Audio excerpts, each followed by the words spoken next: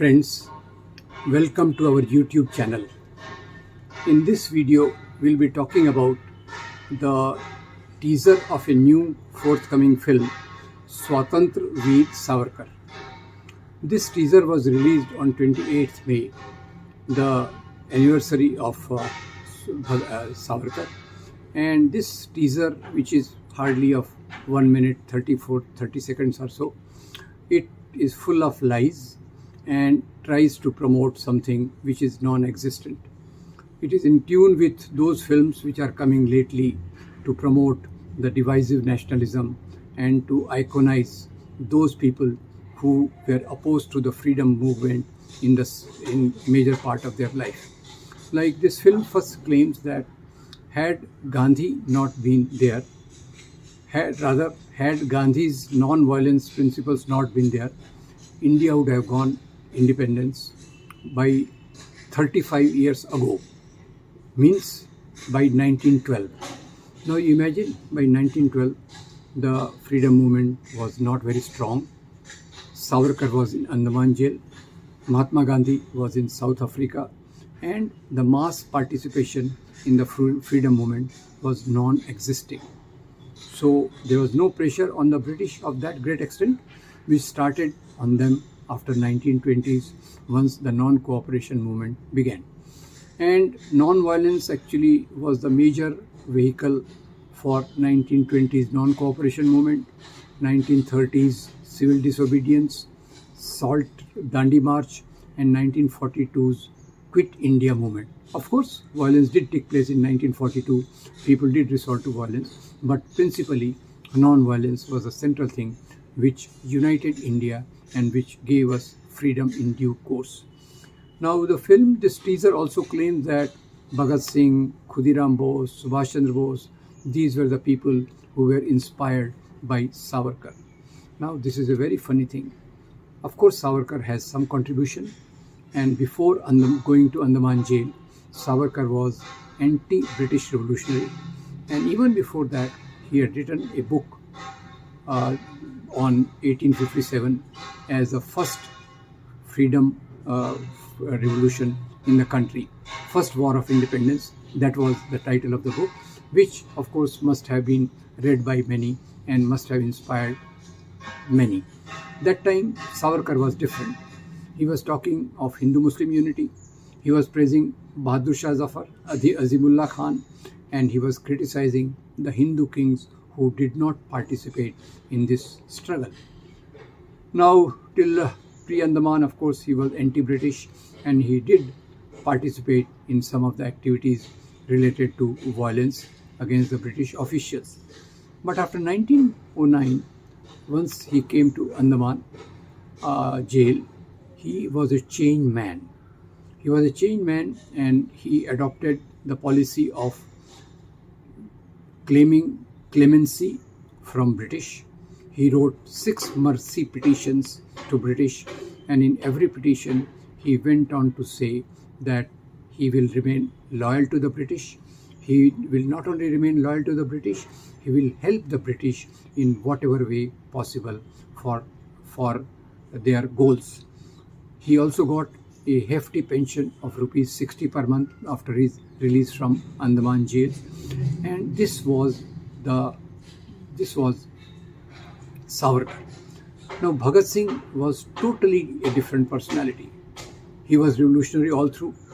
He was inspired by various revolutionaries of the world. He was inspired by Marxist ideology, and the evidence of all this comes from his writings and his jail diary. His jail diary, which is over 400 pages, in one of the page 104, he writes quotes from different books which he was reading voraciously, and he quotes Savarkar's Hindu Padpal Shahi book. 2 paras he takes from that, and this people take as if Bhagat Singh was inspired by Savarkar. This is totally fallacious, in the way that Bhagat Singh was a totally person committed and against British rule. He was for Hindu-Muslim unity. Right from 1927, he started appreciating all those leaders who were talking of Hindu-Muslim unity. He, in the last stage of his life, did say that mass movement through non-violent means is the way to get independence. And for this, he not only talked, wrote in different magazines to give up the path of violence, to join the mass movement against British under the leadership of Mahatma Gandhi. He also wrote a letter to his father, Kishan Singh. Now, this is available in the various works of Bhagat Singh. And in this, he writes to his father, Kishan Singh, that you have done wrong by seeking apology for me from British authorities. I do not want any mercy from British. I am a revolutionary, and rather than hanging me, they should subject me to firing squad. This was the spirit of that great man. And not only this, he also went on to uphold the cause of India, plural India, diverse India, secular India, socialist India.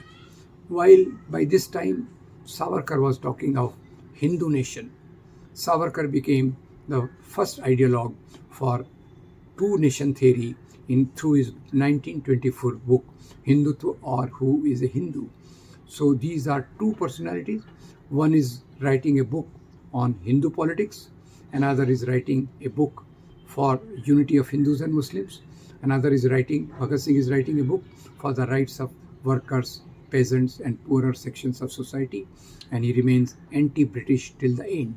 So where is the question of Bhagat Singh being inspired by Savarkar? Except probably he might have read this First War of Independence by Savarkar, which of course was a source of inspiration for many of the people who participated in the freedom movement.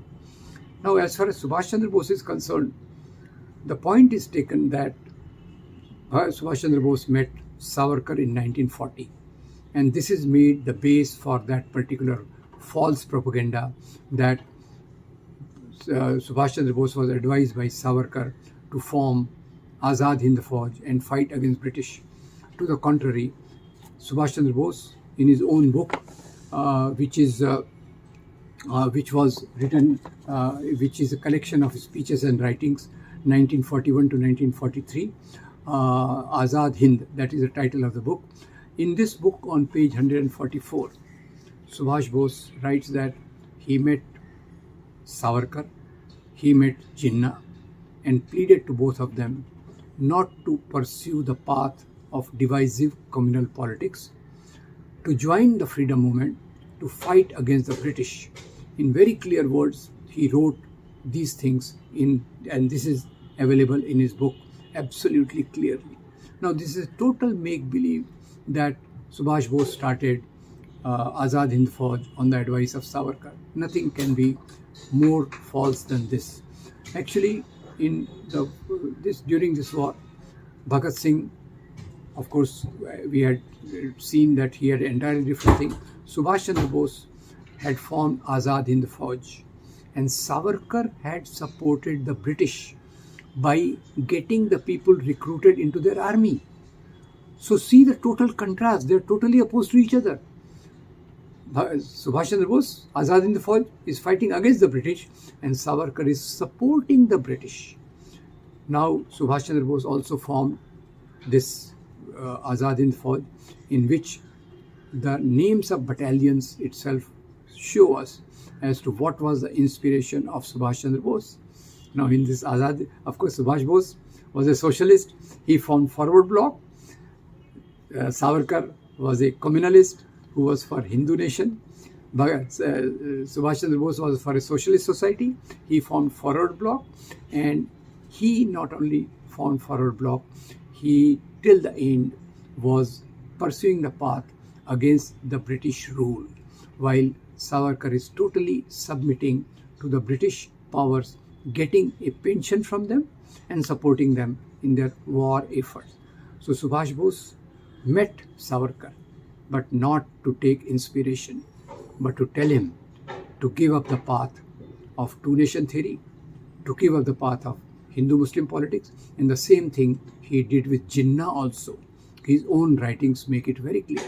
And Azad Hind Fauj, the names of battalions show that Subhash Bose had no inspiration at all from Savarkar.